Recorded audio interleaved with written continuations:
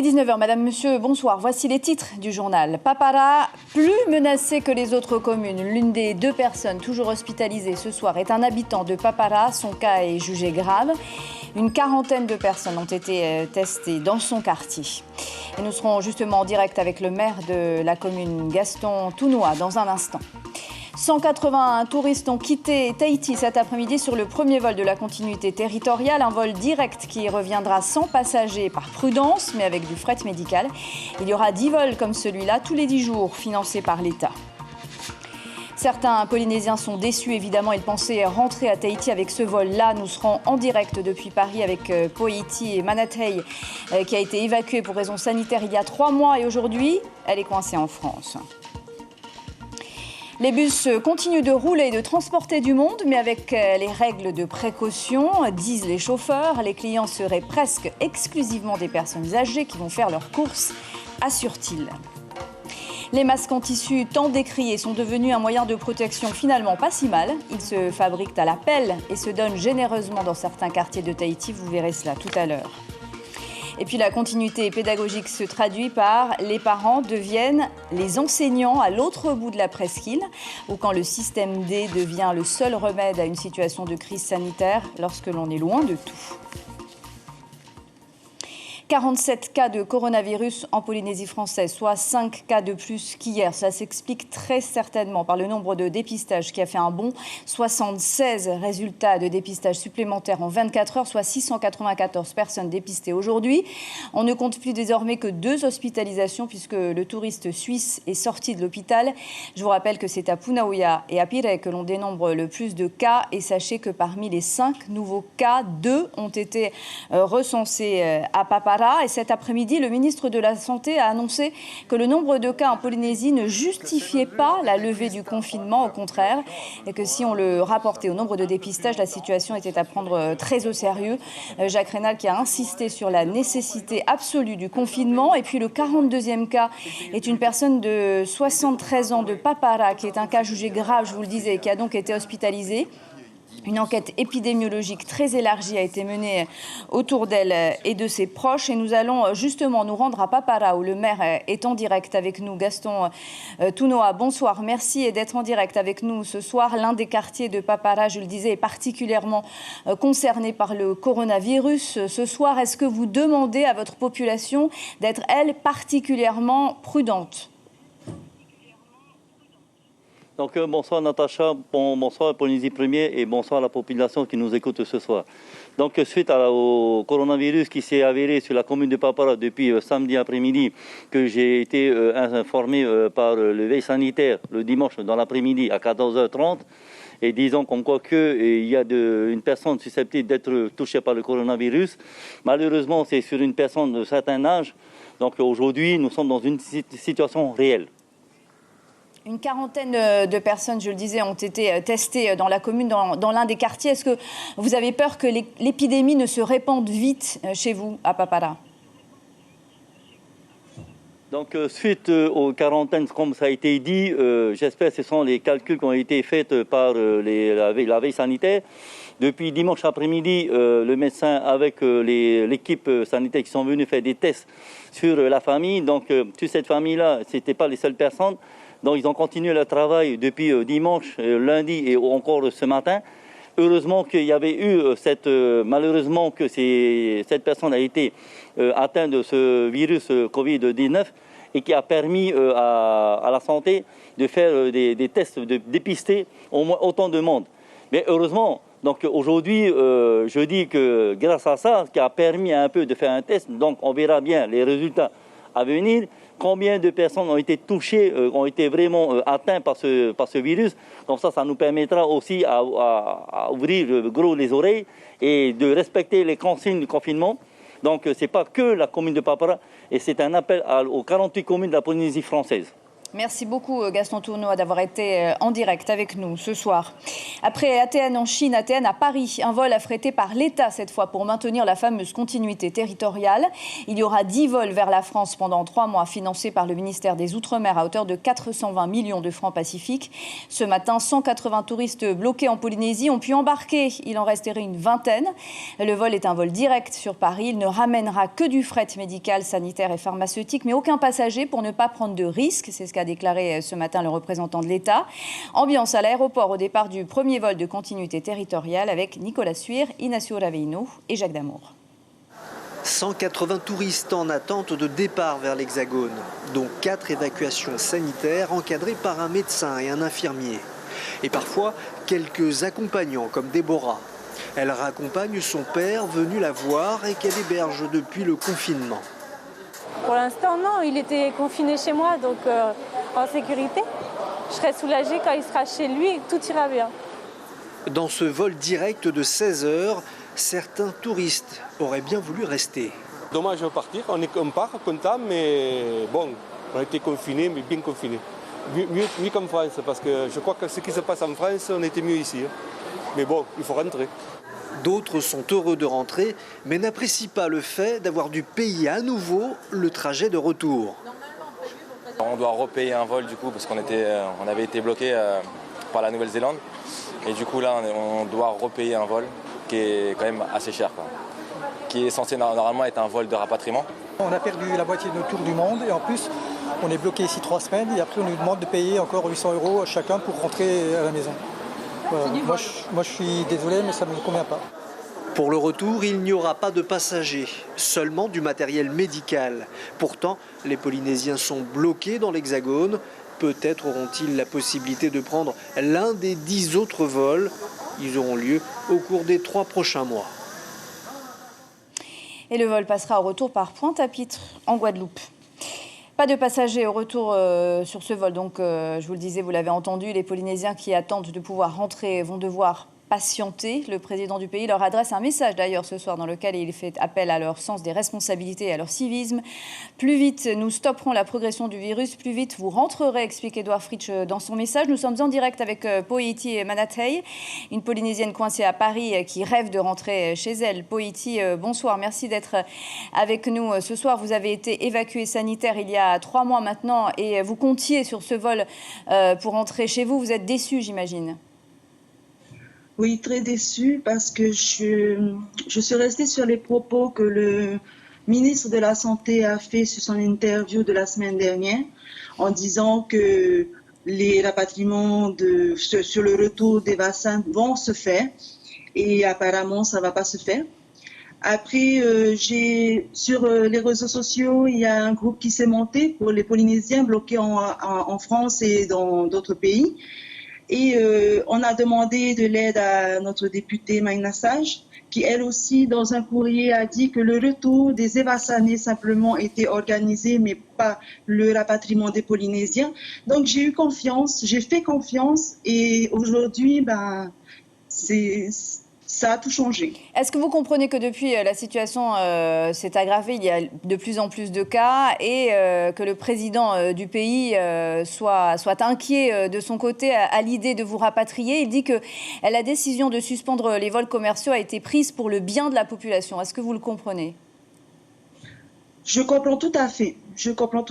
C'est normal. Mais il ne faut pas qu'on oublie qu'on fait partie de cette population. Je suis née au Fénois, j'habite au Fénois. Donc, je demande au président ou au commissaire de bien vouloir nous faire ramener à la maison. Parce que nous sommes des enfants du Fénois. Merci beaucoup, Poiti et Manathei. On a entendu votre message ce soir. Merci beaucoup d'avoir été en direct avec nous. Et ce matin, le président du pays a annoncé en direct sur notre antenne radio que le confinement prévu jusqu'à mercredi prochain, le 15 avril, ne serait sûrement pas levé ni à Tahiti ni dans les îles. Les îles qui pourraient être libérées du confinement d'ici une quinzaine de jours, pas avant et progressivement, ce qui n'est pas à l'ordre du jour pour le moment pour Tahiti et Moorea. On écoute Edouard Fritsch qui répondait à Ibrahim Ahmed Aziz. Ce ne sera sûrement pas pour la vie. Et comme Les tests qui ont été faits hier nous indiquent qu'il faut continuer à faire nos efforts, puisque sur la soixantaine de tests qui ont été réalisés hier, il y en a eu 2 positifs. En d'autres termes, la courbe est en train de monter encore en Polynésie française. Les choses sont loin d'être terminées. Il faut beaucoup de vigilance encore. Il faut continuer à respecter les gestes qui nous sont préconisés. Effectivement, aucun prélèvement positif ne se fait dans les îles. Je crois qu'on peut envisager d'ici 15 jours un allègement du confinement dans les archipels. Mais ici à Tahiti, nous devons faire encore nos preuves et nous devons être beaucoup plus sérieux. Plus de contrôles de police et de gendarmerie à l'entrée de la ville côté ouest cet après-midi. Des contrôles dans le cadre du renforcement des restrictions de circulation pour empêcher, vous le savez, la propagation du coronavirus. Ils seront plus nombreux pendant le week-end pascal pour limiter au maximum le nombre d'automobilistes sur la route. Déjà trop nombreux selon le haut-commissaire Dominique Saurin qui répond à Gilles Taoutou. Le message que je veux passer surtout, c'est qu'il faut respecter strictement ces mesures, je le disais, ces mesures de confinement. C'est nécessaire. C'est comme ça qu'on casse la circulation qu'on peut casser la circulation du virus. Donc on continue, les policiers sont là pour le faire, les gendarmes sont là pour le faire. C'est des mesures, c'est des choses simples. On va travailler, je le disais, lorsque c'est nécessaire. Pour faire des courses, on ne va pas en famille faire les courses. Ce n'est pas une sortie de famille d'aller faire les courses. On y va parce qu'il est nécessaire, c'est nécessaire pour se ravitailler. On y va pour des rendez-vous médicaux, mais c'est tout. 12 personnes sans autorisation ont été verbalisées cet après-midi en moins de 35 minutes. C'est risqué, mais sachez que la moitié des bus continuent de rouler à Tahiti. L'idée, c'est bien sûr de désenclaver les quartiers difficiles d'accès. Selon les chauffeurs, les rotations sont presque exclusivement réservées aux personnes âgées qui veulent aller faire leurs courses. Les bus seraient nettoyés et désinfectés chaque jour. Et à l'intérieur, les passagers respecteraient les distances de sécurité nécessaires à la non-propagation du Covid-19. On voit cela avec Ignacio Raveino et Jacques Damour. Regardez. C'est le nouveau rituel des transporteurs en commun. Depuis l'arrivée du Covid-19 sur le territoire, le bus s'est désinfecté avant et après sa mise en service. Tous les matins et tous les soirs, avant de partir, on vérifie le bus et il y a une personne. Enfin, il y a des personnes qui ont été choisies et qui font que ça. Le nettoyage des bus, désinfecter à l'intérieur et afin de protéger nos usagers, tous les... notre population, lorsqu'ils montent dans le bus, que le bus soit propre. En charge du réseau urbain des transports en commun, Clément ne sort plus sans son téléphone portable. En cette période de crise, il doit assurer un service minimum qui se traduit par la moitié des bus sillonnant encore nos routes.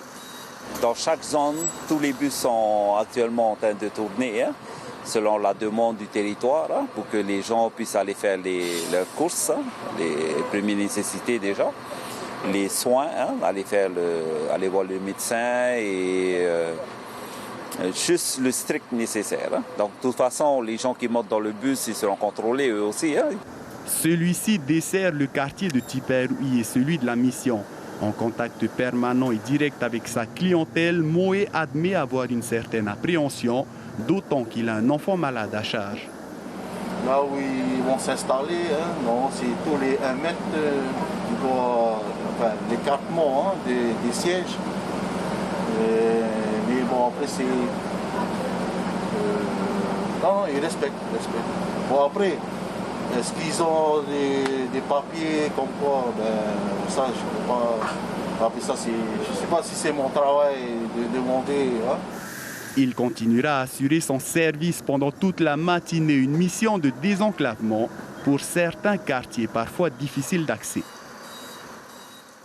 Et n'oubliez pas de composer le 15 si vous toussez ou que vous avez de la fièvre ou le 444 789, une ligne ouverte 7 jours sur 7 à partir de 8 heures. Des professionnels de santé répondront à vos interrogations au sujet du coronavirus. Et à Paia, depuis bientôt 2 semaines, un collectif de bénévoles fait de la couture, mais pas pour offrir des vêtements aux plus fragiles, non. En fait, ils confectionnent des masques en tissu. Vous savez, les fameux masques qui ont été au cœur d'une polémique et qui sont devenus beaucoup moins inutiles depuis quelques jours. Leur but étant de produire un maximum de masques en tissu pour les offrir aux habitants des quartiers. Une logique de solidarité et d'écologie, puisque tout ceci est fait à partir de chutes de tissu également offertes. 700 masques ont déjà été distribués. Stéphane Ratino, Patita Sabea. Ce sont des doigts agiles dont le parchemin devenu patchwork parle de l'humain. Ce sont des mains aussi de chair et par leur jeu de couture, elles vont au cœur du prochain, étouffer le Covid-19. Bienvenue au collectif Bienveillance de Paea. Ici, l'on fabrique des masques en tissu gratuitement. Oui, c'est très important de se protéger. C'est pour le confinement. Et c'est une bonne chose. Les gens en demandent de plus en plus, hein ? Oui. Derrière tout cela, il y a une énergie, l'immense ingéniosité dont la communauté fait preuve en temps de crise. Une organisation sur mesure, une logistique où l'on fait de la bonne retape, amis, voisins, famille, pour l'indispensable récup, celle des tissus. Je fais appel aux dons, aux amis. S'ils ont des tissus, eh ben je récupère. Ou sinon, j'ai ma belle-sœur qui est couturière et que je récupère tous ces morceaux de tissu. Voilà. Derrière, c'est des bénévoles qu'on voit là. C'est que des bénévoles. Kelly va sur les chemins, dans son sac des masques à donner. Depuis 15 jours, l'association est dans les quartiers de Paea. 700 personnes ont reçu le don de ces morceaux de tissu assemblés. Une solidarité voisine appréciée à sa juste valeur. Oui, ça va. Vous avez des masques de protection? Non, j'en ai pas. J'ai un enfant de 1 an et j'ai peur pour lui, donc je préfère me préserver de ce virus. Ils sont jolis ces masques, non? Qu'est-ce que tu en penses, toi? C'est à la mode un peu. C'est très joli quand même. Hein. Là, je pense que je vais le porter tous les jours. Hein. Et c'est une bonne cause qu'ils font pour nous, vu qu'on n'a pas les moyens d'aller à la pharmacie pour aller en acheter. Émile, ça te semble important de mettre le masque aujourd'hui? En ce moment, oui, c'est très important à cause de ce virus. Et en plus, aujourd'hui même, on est monté à... Il y a 6 cas aujourd'hui. Donc ça, c'est important. Avec le confinement, le port du masque est un moyen d'endiguer la propagation du virus. Le docteur Didier Bondou, très bien documenté sur le sujet, a aussi lu l'avis de l'Académie de médecine de Paris. Au moins la moitié des cas de transmission est asymptomatique. On a la maladie sans le savoir et par les contacts et les postillons, elle se répand, d'où l'intérêt du masque. Il y a un nombre important de porteurs sains, c'est-à-dire des gens qui n'ont strictement aucun symptôme, mais qui pourtant sont porteurs du virus. Donc porteur du virus veut dire contagieux et peut très bien donner le virus à qui que ce soit. C'est la raison pour laquelle vous invitez la population à porter le masque? Je pense qu'on est dans une situation où le confinement est impératif, et je trouve que là en ce moment il y a un petit peu de relâché au niveau du confinement, on le constate tous au niveau des moyennes surfaces ou des grandes surfaces, et en plus dans ce cadre-là, c'est de sortir et d'être au contact de l'autre et où il y a de la foule, porter un masque, même s'il est en tissu et fait local. À Paea, les bénévoles comme Kelly, qui arpentent le terrain, notent une évolution des mentalités, une acceptation plus grande de ce masque dont l'usage est culturellement absent des habitudes. La conscience de la lutte contre le virus est véritablement en mouvement. Je vois des personnes qui les portent par mesure de sécurité et de protection. Vous en avez fait 700, vous allez continuer à en produire au niveau du collectif? Jusqu'à ce qu'on n'aura plus de tissu à en découper, oui, nous allons continuer. Et puis, il faut se protéger, c'est très important. Les masques de tissu sont une première barrière, celle des couleurs et de la chatoyance, pour étouffer un virus qui s'en prend à nos intégrités. C'est donc un oui que les mains fraternelles disent à ceux qu'elles aiment, connus ou étrangers. Oui, vous le savez, le vol spécial d'ATN rentré de Chine hier est revenu avec près de 2 800 000 masques chirurgicaux et 15 800 masques FFP2, des masques très attendus par le personnel médical, des médecins aux sages-femmes en passant par les infirmiers. Les professionnels de santé sont les plus exposés. On écoute Jérôme Fernandez, le président du syndicat des infirmiers libéraux. Il répond à Christian Dezoux. Le fournisseur que j'ai contacté m'a parlé de gros volumes de réquisitions. Hein. Et on ne sait pas où ils sont. Donc on nous dit qu'il n'y en a pas, et quand on essaie d'en trouver par nos propres moyens, on nous dit que ça a été réquisitionné. Donc ma question c'est, où sont passés les bidons? En tout état de cause, au jour d'aujourd'hui, le seul matériel qui a été distribué par les autorités via l'ARAS et le ministère de la Santé, ce sont des masques chirurgicaux qui ont été distribués à l'ensemble des professionnels de santé libéraux. Alors bien sûr en quantité limitée, étant donné la pénurie de masques, hein, mais c'est tout. On n'a pas eu de gants, on n'a pas eu de solution hydroalcoolique, on n'a pas eu de matériel autre, des lunettes, des surblouses, etc. Donc on est obligé de se débrouiller, en tout cas pour l'heure, par nos propres moyens. Et c'est pas facile. Des professionnels de santé qui attendent aussi les fameux respirateurs. Et n'oubliez pas que le confinement reste le moyen le plus efficace de lutter contre la propagation du coronavirus. Il y a aussi les gestes barrières, se laver régulièrement les mains, tousser et éternuer dans un mouchoir à usage unique. Et surtout ne plus se serrer la main ni s'embrasser, des gestes familiers devenus dangereux. Comment s'est passé ce deuxième jour de rentrée à la maison pour les élèves du Fénois à Ishéré, au fin fond de la presqu'île? Là-bas, une petite vingtaine d'enfants scolarisés sont confinés. Et vous allez le voir, même si le directeur de la DG2E conseille de ne pas le faire, les parents sont devenus professeurs. Nicolas Suir, Laïte Maori et Heidi Enko. Qu'est-ce qu'on a écrit là en dessous? Dizaine. Et non, et unité. Dans ce foyer, le travail à la maison ne pose pas de problème à l'enfant. Tu aimes bien travailler à la maison? Oui. C'est différent avec maman, elle est plus gentille que l'institutrice? C'est une bonne école pour les parents qui deviennent professeurs par la force des choses. Et c'est bien aussi pour nous en tant que parents, hein, d'être aussi à côté des enfants, d'être avec ton enfant et savoir comment elle travaille aussi à la maison qu'à l'école. Dans ce deuxième foyer, les enfants apprécient aussi l'école à la maison. Plus facile à la maison. Pourquoi c'est plus facile?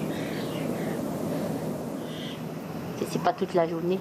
Sa tante s'occupe de lui ainsi que de 3 autres enfants, pour les devoirs et aussi pour le programme de la journée. Petit déjeuner, devoirs, enfin cahier, et après le jardin. Et l'après-midi, la mer. Pareillement pour ces collégiennes, elles ont établi leur propre emploi du temps, relativement souple. Je fais à 8h et je termine à midi. Au Fénois Eihéré, au bout de Tahiti, les parents sont heureux que leurs enfants aient pu être confinés avec eux. Mais s'improviser professeur n'est pas simple, à plus forte raison face à des paysages propices à la distraction. Direction les îles Soulevent à présent, par à Wahine où maires, policiers et agents communaux se mobilisent pour permettre aux familles qui ne sont pas connectées d'avoir le fameux livret scolaire. Les parents, eux aussi, sont de vrais partenaires puisque ceux qui habitent dans un lieu assez excentré se sont déplacés jusqu'à la mairie pour récupérer les livrets et les distribuer aux parents de leur quartier. Parmi les 400 collégiens, ceux qui ont accès au net ont eu des cahiers de travail en maths, en français et en anglais. On écoute tout de suite un parent d'élève qui répond à notre correspondant Alain Mana. Puisque chez nous, il n'y a pas de route, ni de réseau Internet, du coup, je me suis portée volontaire pour pouvoir distribuer les devoirs, les livrets de tout le quartier de Fahana et de Fao. On fait comme on peut, hein. Moi j'ai différents niveaux, j'ai un petit de maternelle, une en primaire et 2 collégiens. C'est un peu compliqué, mais bon, je pense que ça va le faire. Je pense qu'on va plus apprendre d'eux que nous leur apprendre quelque chose. Et on part au Tuamotu à Takapoto où la continuité pédagogique n'est pas non plus un vain mot. Vous allez le voir, à 600 km de Papeete, on vit plutôt bien le confinement et les cours à distance, même si certains élèves ont du mal à récupérer les cours, justement, faute de connexion Internet. Ils doivent s'organiser avec leurs amis pour ne pas perdre le fil scolaire. Reportage de notre correspondant Pounou Atoti. Ici, à Takapoto, l'école à distance est une réalité. La poursuite pédagogique grâce à Internet reste l'unique solution pour les enfants scolarisés à Tahiti, mais rentrés sur leur atoll pendant la période du confinement. Un temps de travail à la maison qui reste indéfini pour le moment, certes, mais le désir d'étudier est bien présent. Alors, mon confinement se passe très très bien. La chose la plus essentielle qui me manque en ce moment, on va dire que c'est mes amis. Parce qu'on se voyait presque tout le temps à l'école, à l'université, et aussi des profs, comme M. Éloire, mon prof de marketing. La connexion est très aléatoire à Takapoto. La difficulté concerne surtout les élèves qui n'ont pas accès à Internet. La fracture numérique devient rapidement un frein à l'éducation, alors il faut s'adapter et faire avec les moyens du bord. Sans connexion à la maison, c'est difficile. Mais quand tu as des amis qui ont la connexion, tu peux les demander de t'aider un peu pour appeler tes profs ou une des amies pour te passer les devoirs.